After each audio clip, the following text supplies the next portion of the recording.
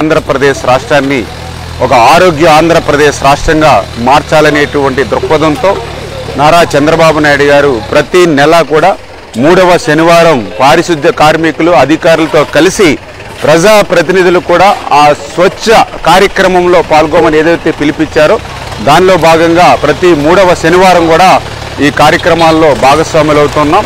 అందులో భాగంగా ఈరోజు ఏదైతే మన పాలకొల్లు పట్టణ పరిధిలో ఉన్నటువంటి ఏదైతే త్రాగునీరు సాగునీరు అందించేటువంటి కాలువ మీద ఏ విధంగా అయితే వ్యర్థ పదార్థాలు ఏదైతే ఇష్టానురీతిన ఇక్కడ తిష్ట వేశాయో వాటన్నిటినీ కూడా ఈరోజు పారిశుద్ధ్య కార్మికులతో కలిసి పారపట్టి గుణపం పట్టి మరి ట్రాక్టర్ల మీద ఆ యొక్క ఎగుమతులు చేసి మరి ఇవన్నీ కూడా క్లీన్ అండ్ గ్రీన్గా చేసేటువంటి ప్రక్రియలో భాగస్వాములయ్యాం.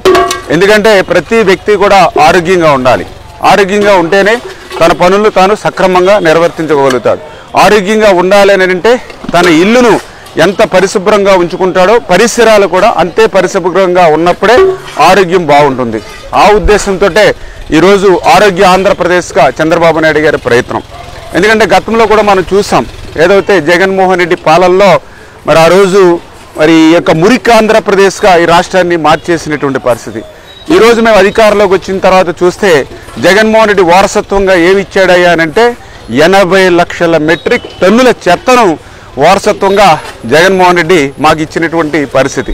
మరి అటువంటి పరిస్థితి నుంచి మళ్ళీ ఆ చెత్తనంతా కూడా తొలగించి మళ్ళీ ఒక సంపద కేంద్రాలు అంటే చెత్త నుండి కూడా సంపద సృష్టించేలా మళ్ళీ ఈరోజు చంద్రబాబు నాయుడు గారు మరి ఈవేళ ప్రయత్నం చేస్తున్నటువంటి పరిస్థితి. ఆ రోజు ఏదైతే చెత్త మీద కూడా పన్నేసి చెత్త పాలన ఇచ్చినటువంటి జగన్మోహన్ రెడ్డి పాలనకు ప్రజలు చరమగీతం పాడినట్లుగానే ఈరోజు ఆ చెత్త పన్నును కూడా ఈ ప్రభుత్వం రద్దు చేసిన విషయాన్ని కూడా ఈ సందర్భంగా గుర్తు చేస్తూ భవిష్యత్తులో కూడా మరి అందరూ కూడా ఒక పట్టుదలతో ఒక కృషితో మళ్ళీ ఒక స్వచ్ఛ ఆంధ్రప్రదేశ్ ఒక ఆరోగ్య ఆంధ్రప్రదేశ్ లక్ష్యంగానే మేమందరం కూడా పనిచేస్తామని చెప్పి తెలియజేస్తాం.